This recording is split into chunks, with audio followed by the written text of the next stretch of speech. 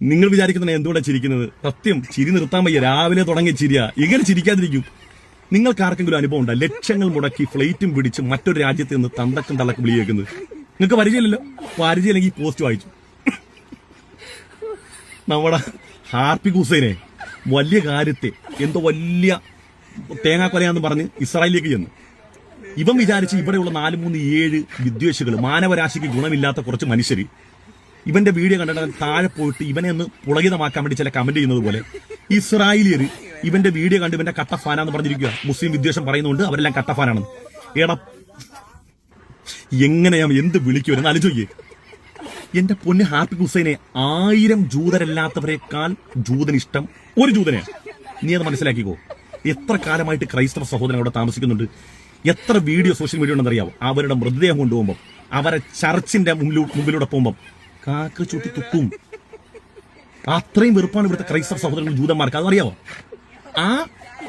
അവരോട് ചേർന്ന് നിൽക്കുന്ന അല്ലെങ്കിൽ അവരോട് കുറച്ചൊക്കെ താതാമ്യമുള്ള ക്രൈസ്തവരോട് പോലും അവരുടെ വെറുപ്പിത്രയാണെങ്കിൽ എടാ ഈ മുസ്ലിം പേരും വെച്ചുകൊണ്ട് ചെല്ലുന്ന നിന്നെ അവർ ചുരുട്ടിക്കൂട്ടി എറിയത്തില്ല. മന്ദബുദ്ധി അത് മനസ്സിലാക്കണ്ടേ? ഇവനിങ്ങനെ ഈ നാട്ടിലെ കുറച്ച് സംഘികൾ ഇവനെ ഇങ്ങനെ പ്രോത്സാഹിപ്പിക്കുന്നത് പുകഴ്ത്തുന്നുണ്ടപ്പോ വിചാരിച്ചു അവിടെ ചെല്ലുമ്പോൾ എയർപോർട്ടിൽ നിന്ന് ജൂതന്മാർ വന്നിട്ട് മാല ഇട്ടിട്ട് സ്വീകരിക്കുന്ന വിചാരിച്ചിരുന്നയാ. പോടാ ജിഹാദി എടുത്തോണ്ട് പോടാന്ന് പറഞ്ഞ് കണ്ടം വഴി ഓടിച്ചു തന്തക്കും തള്ളക്കൊക്കെ വിളിച്ചിട്ടുണ്ട് കമന്റ് ബോക്സിൽ. ഇതിനകത്ത് ഏറ്റവും വലിയ രസം പറയും, ഈ നിർഗുണം വിചാരിച്ചതേ ഇവൻ എന്റെ പ്രിയപ്പെട്ട ഇസ്രായേൽ, എന്റെ പ്രിയപ്പെട്ട ജൂതൻ, മുത്താണ്, തങ്കമാണ്, തങ്കമണിയാണ്, കരളിന്റെ കാതലാണെന്നൊക്കെ പറഞ്ഞ് ഇവനങ്ങോട്ട് ചെന്ന ഉടനെ അവര് കൈവെള്ളയെ വെച്ച് പാലും തേനും ഒക്കെ കൊടുക്കുന്ന വിചാരിച്ച ഇവന്റെ പേര് ആരിഫ് ഹുസൈൻ എന്നുള്ള കാര്യം മിനിമം അതെങ്കിലും ഈ മന്ദബുദ്ധി മനസ്സിലാക്കണ്ടേ? അവര് പറഞ്ഞു പോടാ കള്ള ജിഹാദി എന്ന് പറഞ്ഞു, ഓറാ കണ്ടമണി എന്ന് പറഞ്ഞു. വല്ല കാര്യമുണ്ടാ? ഇങ്ങനെ നാണം കെട്ട് നീ ജീവിക്കല്ലേ? തമാശ പറഞ്ഞില്ല. ഇതിനേക്കാൾ വലിയ നാണക്കേടെന്ത്? കണ്ട ഇസ്രായേലര് ഓറ തന്തക്കും തള്ള കബറി കിടക്കുന്ന തള്ളക്ക് വരെ വിളിച്ച് അള്ളാഹുർക്ക് പുറത്തു കൊടുക്കട്ടെ. വല്ല കാര്യമുണ്ടാ? നീ എന്താ വിചാരിച്ചത്?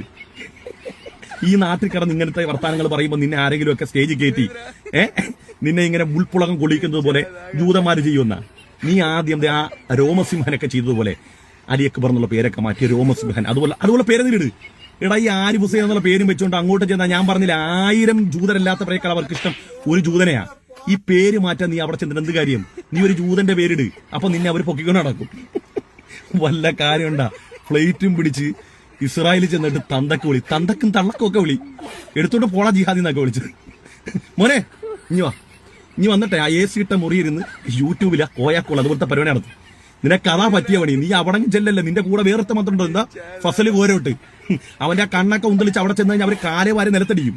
നിനക്ക് ജൂതന്മാരെ അറിയാൻ വയ്യത്തോണ്ട് അതുകൊണ്ട് ഇഞ്ഞു വാ, എന്റെ മക്കളെ ഇഞ്ഞു വാ, വേവാ തന്തക്ക് വിളി കേട്ട് കഴിഞ്ഞു വാ, വരി. സുമേഷ കറക്ക്, നന്നായിട്ട് കറക്ക്, നല്ല സ്പീഡിന് പോളൂ.